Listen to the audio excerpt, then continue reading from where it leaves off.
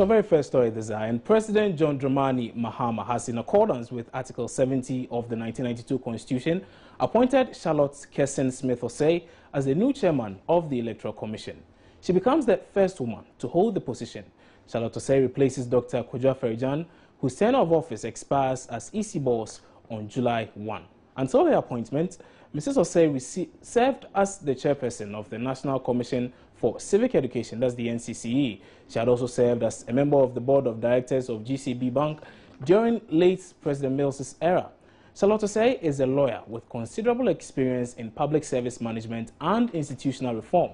Former Chief Director of the Electoral Commission and Director at the Center for African Democratic Affairs, Kwame Damwajima, says as long as the new EC chair consults and works with existing staff at the EC, she should succeed at her new job.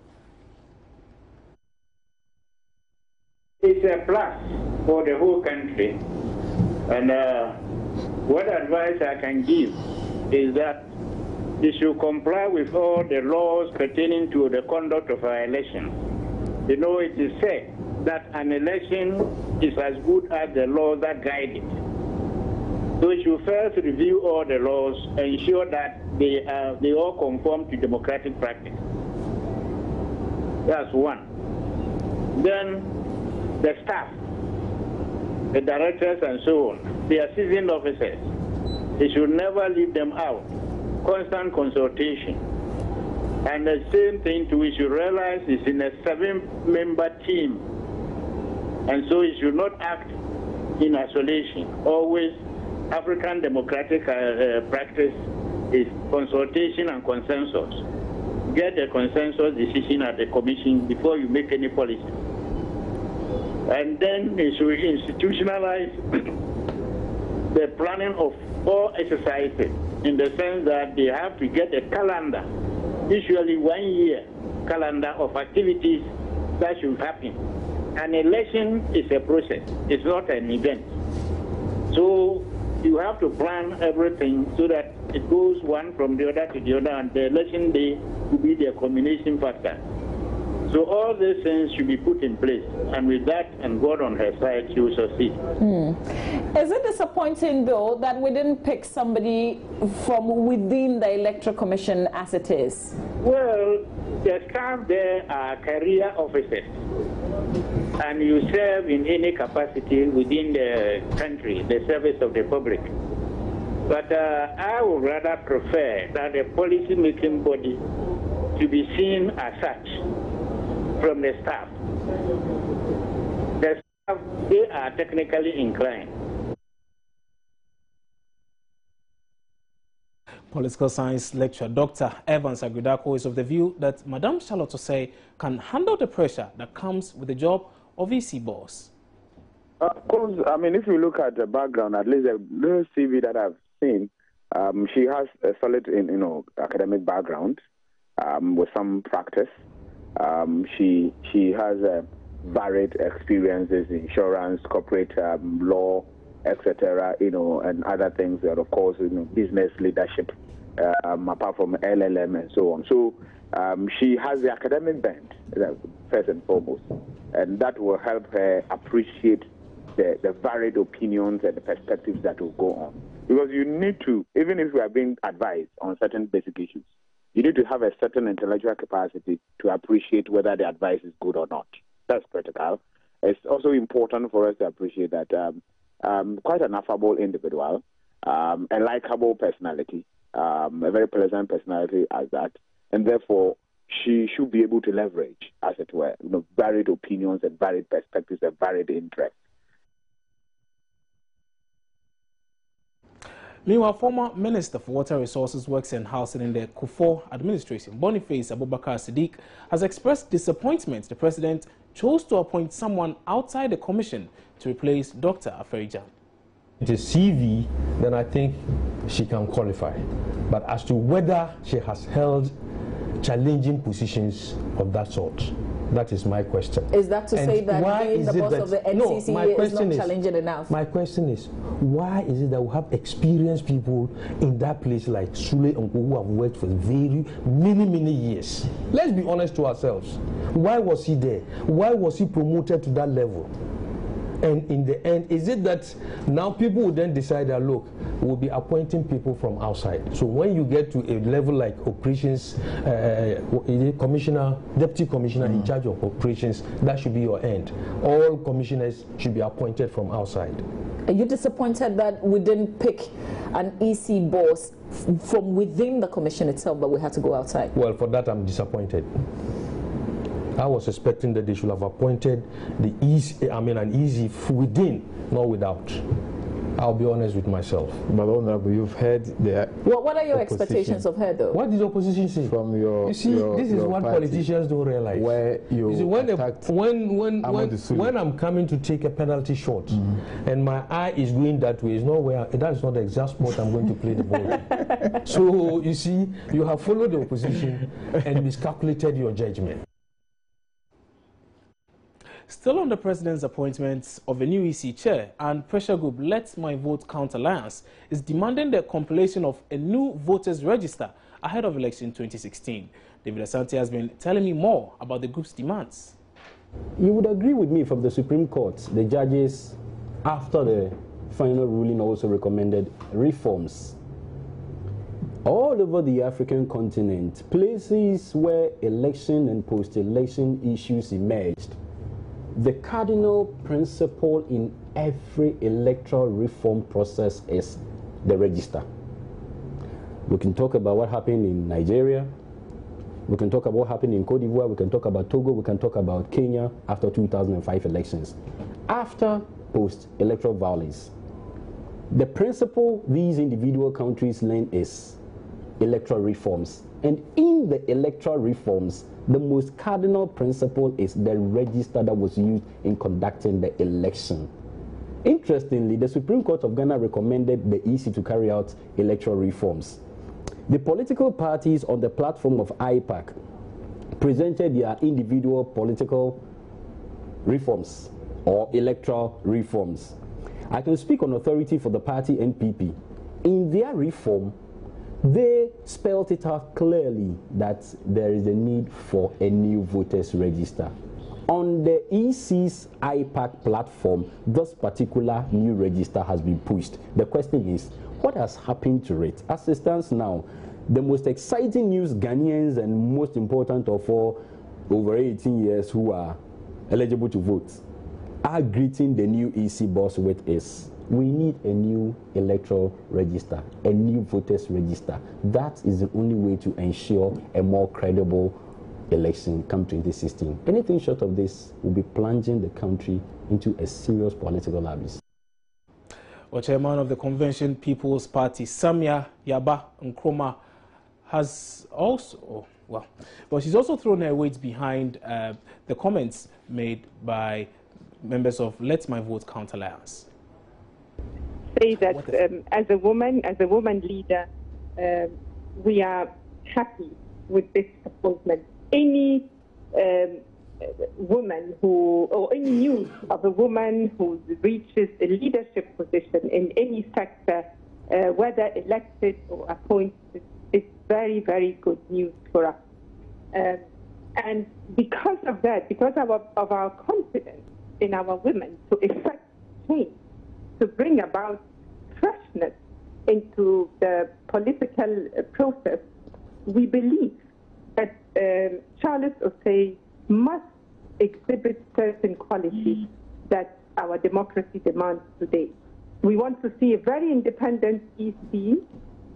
We want to see an EC that is transparent, definitely more transparent than in the past.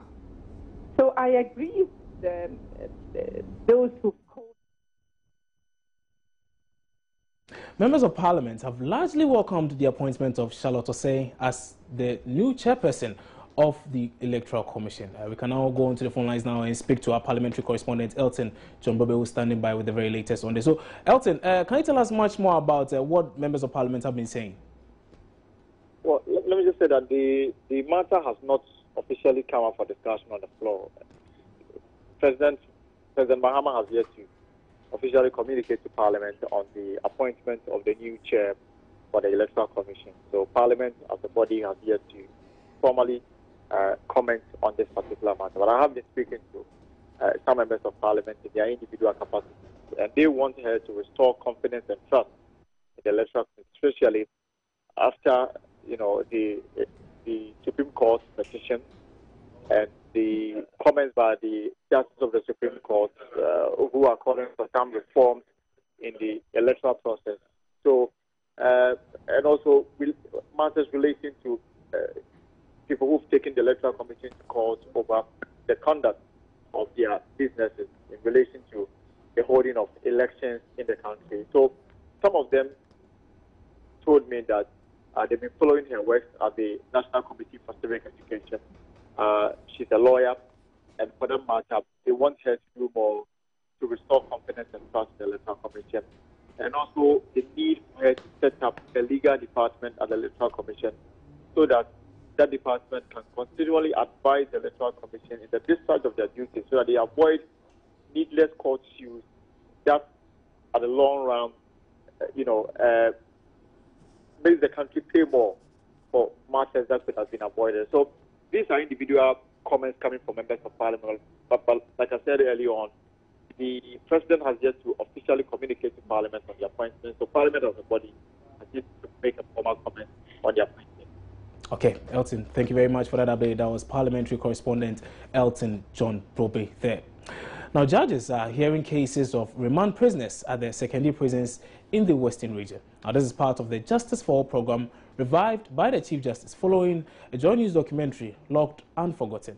Over 100 remand prisoners have been freed under the program since its reactivation. Seth Kwamboateng is at the hearing and joins us now with more over the telephone. So, Seth, how many cases are being heard today? Well, over 30 cases now. I've been told 32 cases, remand cases, are being heard.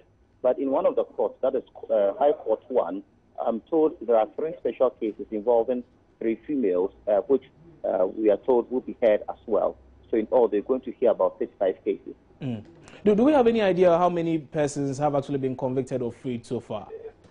From the 2 court sittings, by the time I was coming out, the judges had heard about 10 cases, and they had granted bail to a number of them with various conditions. Others had their applications denied, others dismissed because they have started going to court. They are being heard at other courts. But what has come up now is that the judges are not happy with the report in the media from the police that some people who allegedly benefited from the Justice for All program have been arrested. The judges tell us that it's not true. They have done their checks. The names that the police provided as to those individuals being those who benefited and have been rearrested, they have cross-checked. They have done their checks. And I understand the Chief Justice is equally not happy with that because they have checked and they have realized that these names out have never been part of the Justice for All program, so they are not happy with that. Seth Kwamboateng, thank you very much for that update. That was Seth Kwamboateng kindly touring some prisons there. We're taking a break, and when we come back, we have a lot more news for you. Stay on.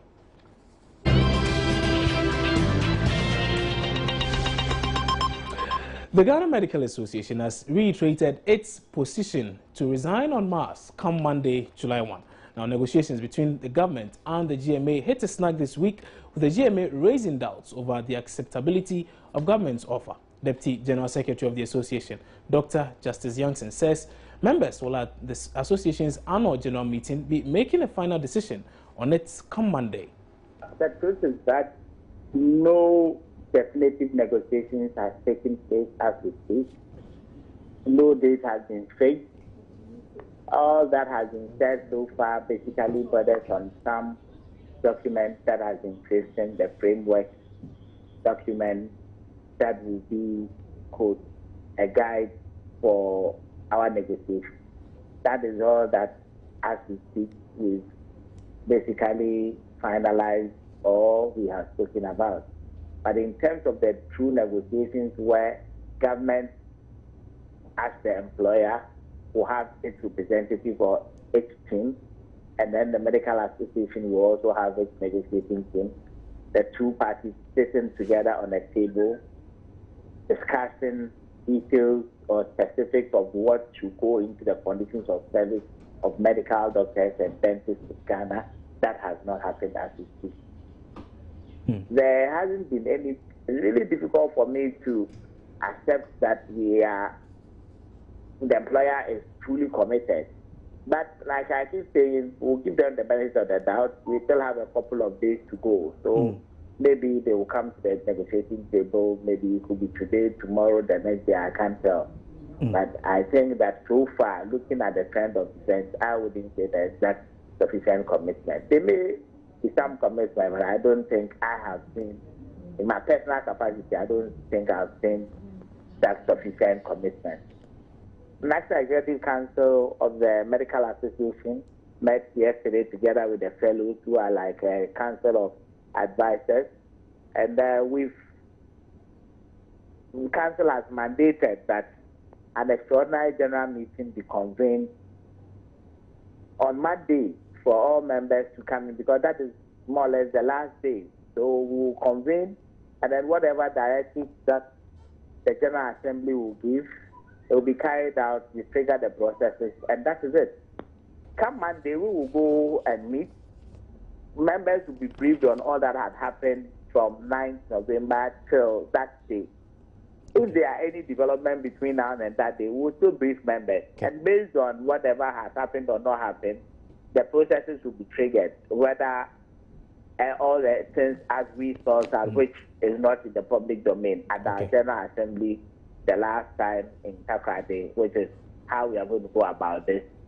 If all that we sort out then is going to be triggered wholesale, fine. If they want to alter it because some developments have occurred, that will be up to the General Assembly. Some workers of the Youth Employment Agency have demonstrated against appointments by the National Coordinator, Kobi Echampong. The workers are accusing him of trying to fill the non-existent vacancies with his cronies before he leaves office. In a response, however, Kobi Echampong says the demonstration at the premises of the agency was instigated by the defunct Human Resource Manager, whose rank has not been reduced to Chief Programs Manager. Speaking on the Super Morning Show on Joy FM, Kobi Echampong said the former Human Resource Manager of the Youth Employment Agency was not cut for the job. He added that the demotion of the HR manager and the dismissal of some staff members of the agency forms part of a radical change aimed at instilling sanity in the agency. But that role of HR director must be given to a professional. There's a guy who came into the guy with the BA tourism and ends up as head of HR. He has no HR background. He's probably now studying HR, but he has no HR background, and therefore doesn't understand the basic thing. For instance, if you asked him, when I went to the organization, I asked, do you have a nominal role? A nominal role basically sets out who is where in the organization. When they were recruited, their qualification, he doesn't even know what it was. And this is the guy handling HR. A basic nominal role, he doesn't know what it is. All the problems we've had with JIDA, especially people taking us to Labour Commission, comes from HR. People coming in, when you request anybody to bring their original appointment letter, they would always bring a photocopied appointment letter. Never once have I seen an original appointment letter. And trust me, when people are going to Labour Commission, do you know who they come for supporting documents? The same guy. Why? What is his motivation for doing these things? It's a tough one, but you see, this job must be done. Because if we don't do it, and the year goes back into what it was before, it will look bad for everybody in this country. We are supposed to help the youth get jobs. And in doing so, we must apply the rules and proper procedures so that they get jobs. What is even biting is the fact that you have now been moved from contract staff workers to public service. And there are rules governing how the public service operates, the recruitment processes that you have to go through. You have to be properly interviewed, a matrix done, match that against your qualifications, the job you're applying for, and a proper designation giving you with a commensurate appointment letter appointing you and offering you a sum of money. You must respond by accepting the appointment. Then that process is completed. When you even go there, you must be trained on how the organization functions and works so that your job becomes easier because you know what exactly you are supposed to do. This man is not cut for that position. Government has ordered the Ghana Water Company Limited to discharge water tankers to the Yendi municipality to supply water to residents. Now, the call comes at the back of shortage of water to that municipality, which has compelled residents to drink from contaminated water sources. Now, during a one-day working visit to the area yesterday, the Deputy Minister for Water Resources, Works and Housing, Samson Ahi, directed the Ghana Water Company to immediately supply water to those affected. My colleague Mohammed Hashmin is the man following the story and joins us via the phone with more. So, Hashmin, have the tankers arrived, or have they arrived yet, and do people now have access to water? Well, that has not happened yet. My understanding is that they will arrive later on in the day. From Tamale to Yende, it's about 2 or 3 hours. And that directive came last night when the Deputy Minister for Water Resources, Works and Housing visited the area. So I made a check at the Ghana Water Company, and my understanding is that preparations are underway to dispatch the water tankers to the area. I see. So as things stand now, the situation remains the same? Well, the situation remains the same, but then the Ghana Water Company in the municipalities themselves are stepping up efforts to be able to pump water to the people. Already, dredging of the Dakar River has been going on with the assistance of the municipal chief executive and then the regent there. Okay, Hashmin, thank you very much for that update. That was Northern Regional Correspondent Mohammed Hashmin. We now have the MCE, Municipal Chief Executive, on the lines now. Issa Zakaria joins us now over the telephone with some more on this. So, Honorable Zakaria, can you tell us when to expect these water tankers in Tamale? Yes, I think this morning I spoke with the regional manager, and then what we are trying to do is that he's releasing one tanker to Yendi today. And then the treatment plant in Yendi yesterday, they were able to work on a machine, and they even pumped water for 3 hours. Today, we have power, we don't have power, that's why they have not started pumping. But by the close of the day, they will start pumping from the treatment plant. And then we have also, the manager has also, is also arranging some more tankers. And most of these tankers are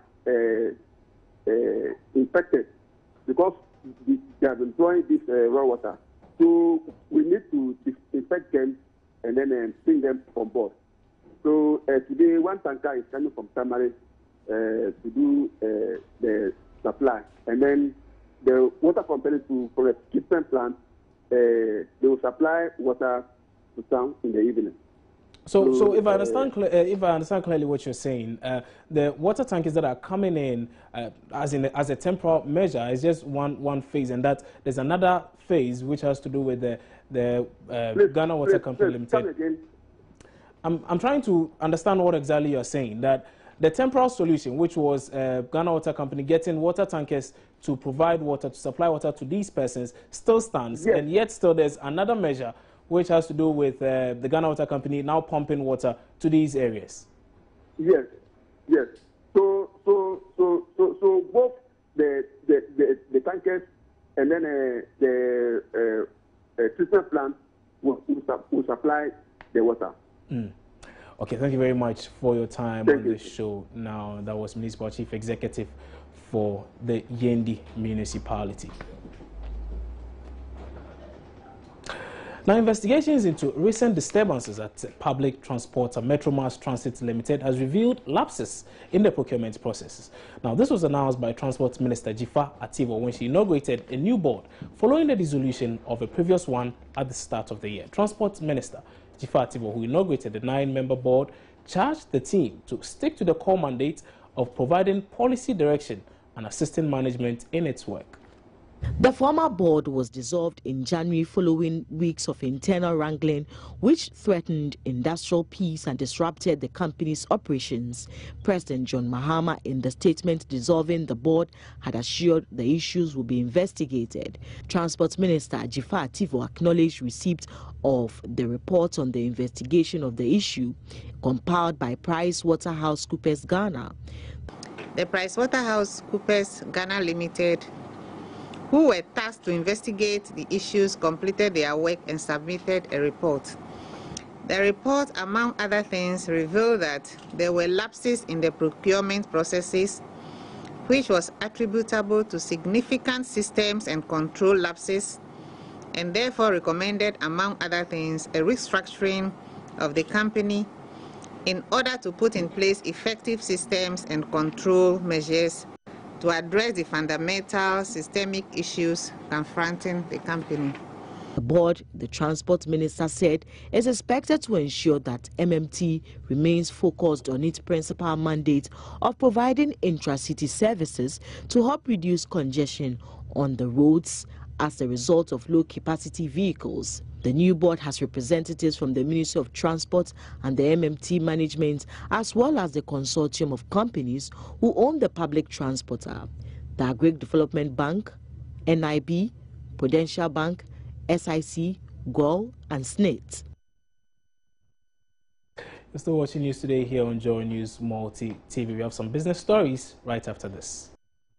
The public now has an opportunity to become shareholders in HOTS Limited, an indigenous company specialized in the production of food beverages, food supplements, and detergents. Now, this follows the launch of its initial public offer, which would pave the way for its listing on the Ghana Stock Exchange. Now, all it takes for one to own shares is 50 Ghana cedis, though each share is 5 pesos.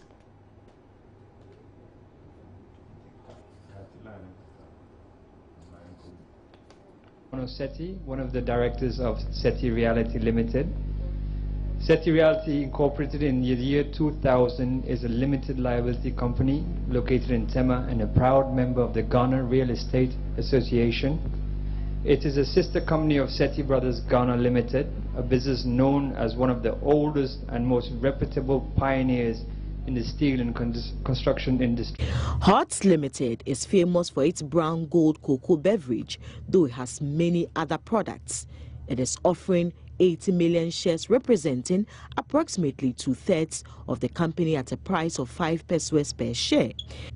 The minimum subscription is 1,000 shares. Chief Executive Harold Otabel tells Joy Business the move to list on the stock exchange will afford investors the opportunity to diversify their portfolios. In course of doing business in Ghana, Ghana is a very difficult place to do business. Interest rates are high and so many things.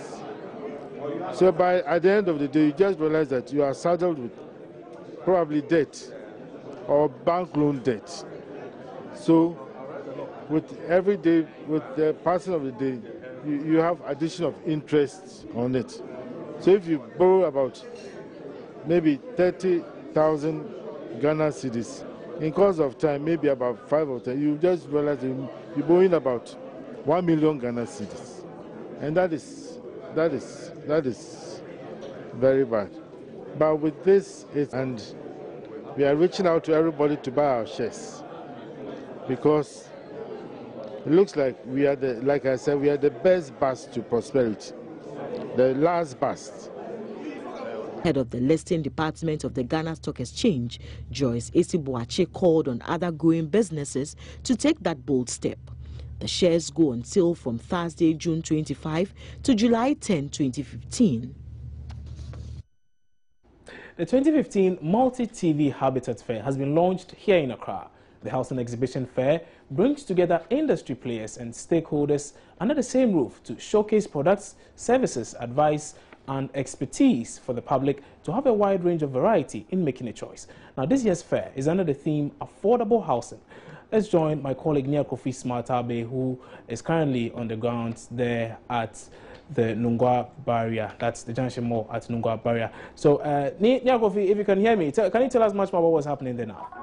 Well, now, like you already said, we just launched the 2015 Habitat Fair, which is we now call HSC, Multi-TV HSC Habitat Fair, because HSC are headline sponsors. And so what we are doing this year is there's a bit of a twist to it. Usually we'll just have the main Habitat Fair, just launch it for 3 days, and then the exhibitors exhibit, the public gets the chance to see what's on display. But this year, we're doing it slightly different. We're starting off with 2 mini fairs, one of which we used for the launch today at the Nungwa Junction Mall, just by the Nungwa police barrier. And what we've done today is effectively the Habitat Fair is in full swing, but we'll culminate it in August with the main fair, which will be for 3 days. So for today and tomorrow, we have the mini fairs at the Nungwa Junction Mall. And then on the 24th and 25th of July, we'll have another mini fair, which will be at the West Hills Mall. And then in August, we'll have the main fair at the Atani International Conference Center. Thank you very much, Ni Akofi Smatabe. There, that was my colleague, Ni Akofi Smatabe. And indeed, we'll be bringing you much more on the Habitat Fair subsequently. But even before that, we can now take a listen to some of the stakeholders who are currently on the grounds. My name is Mono Sethi, one of the directors of Sethi Reality Limited. Sethi Reality Incorporated in the year 2000 is a limited liability company located in Tema and a proud member of the Ghana Real Estate Association. It is a sister company of Sethi Brothers Ghana Limited, a business known as one of the oldest and most reputable pioneers in the steel and construction industry. Built upon the ideals of agility, competency, cooperation, and transparency, we are a trustworthy partner creating value for our clients. Sethi has now become a symbol of quality, efficiency, and accuracy. The company's successful progress led it to venture into real estate development. We've done a number of developments in Ghana, some of which are Sethi Plaza, Sethi Green City, Gian Towers, and currently developing Niamey Dua City, where we believe that fair and affordable housing is a basic right for everyone. We are currently constructing approximately 4,200 apartments in a fast developing residential area, minutes away from the Tema motorway roundabout. First phase, already underway, will be finished by the end of the year 2015. The theme for this year with the 2015 Habitat Fair is affordable housing. What is affordable? This is a very debatable topic. As per the English dictionary, it is considered to be within one's financial means. Our goal is to provide decent, functional, and a modern living space for an average family. Our properties are affordable to the middle income group, who are our main target at the moment. Compared to the market, we are 30% lower. In life, we all want to make a saving. And for this, we need to cut costs wherever possible. We cannot simply go to our employers and say, my cost of living has gone up, I need a bigger paycheck. By living in an apartment like ours, it is more cost effective than living in a house. Example, various costs like maintenance will be reduced. Security, it will be taken care of. This is the 6th edition of the multi-TV HFC Habitat Fair, and the 5th for which HFC Bank is the headline sponsor. I must say also that this is the first time that we're having this mini clinic at the Junction Mall. The Habitat Fair is a one-stop. It's the only platform in Ghana that brings together prospective home buyers, real estate developers, housing finance professionals, building material providers, and for all those in the whole supply chain in housing delivery. This year's theme is on affordable housing. What is affordable housing? As far as HSV Bank is concerned, no one should spend more than 30 to 35% of his income on housing. Well, that's it for Business. Kwame Jumajima is standing by with the very latest in sports.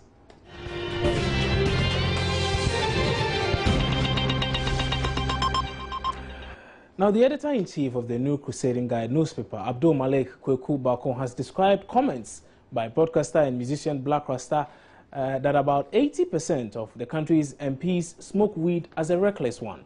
According to Mr. Bakon, the comments were needless and unwarranted. He's however glad the broadcaster has apologized to members of parliament for the comments. I think they are legitimately distressed and angry. The allegation or the accusation or the statement by our brother Black Rasta was completely reckless. Let's not play games with that. It's indefensible. So that's one. I can understand and appreciate the anger, but we're talking of parliament, which sometimes must arise above emotions and anger and all the rest. And so the mitigation at the committee level is a signal, a good and for what could happen on the floor of the House when the report is presented. If they so decide that the gentleman should appear before the bar, the next thing will be a greater level of mitigation. And I suspect Parliament will have a good heart, a big heart, and then decide that, look here, it's enough humiliation or mitigation, if you like. Police are now talking a jail term of up to 25 years for Black Stars captain Asamoah Gyan, should he be found guilty in the latest twist to the scandal involving the footballer. Now, less than 24 hours after the police in Odoko said the case they were handling had been closed, the Domestic Violence and Victims Support Unit says they are investigating the case of rape and sodomy against the Black Stars captain. National DOFSU Commander ACP Habib Bachumesi Sapon confirmed to Joy News the complaint was lodged by a 22-year-old university student, Sarah Kwabla. We have received a report against the captain. What sort of report is this? Lady Sarah came to our station on Tuesday and reported that the captain had raped her. So you're investigating rape? At the moment, what we are doing is that she has reported rape, and we are investigating. And what I want to confirm is that there is a report about that, and we are investigating. Is that a case of sodomy? She reported a case of rape, and we are handling that. Have you interrogated? Okay. You said? I'm asking if you've interrogated the captain, Asamoah Gyan. We haven't, because the lady came, we gave a medical form, and we are going through that process of medical assistance, and we will invite when we get to that stage, we will do that. But at the moment, what I can confirm to you that we have received a report and we are investigating it. Okay, what are the likely sanctions if it turns out to be true? Rape cases, when it's true according to the code, it's a sentence between 5 to 25 years, and that's the prerogative of the judge. But for now, what I would say is that we haven't charged him and we are investigating, because we have just received a case and the case is under investigation. Well, interesting there. We'll see how it pans out. But that'll be it for the hour. Before we go, though, a run through our major stories. Members of Parliament and CPP's Samia Yabankuma have expressed confidence in Charlotte Osei as she prepares to take up her new role as EC boss. Editor-in-chief of the New Crusading Guide newspaper, Abdul Malik Wekubakun, has implored Parliament to be lenient with Black Rasta over weed use comment. Government has directed the Ghana Water Company to discharge water tankers to supply water to residents of Yendi who have been compelled to drink from contaminated sources. Well, that's it for the hour. For more news, do well to log on to myjoyonline.com. My name is Kobna Chenchen Nebwati. Enjoy the rest of our broadcast.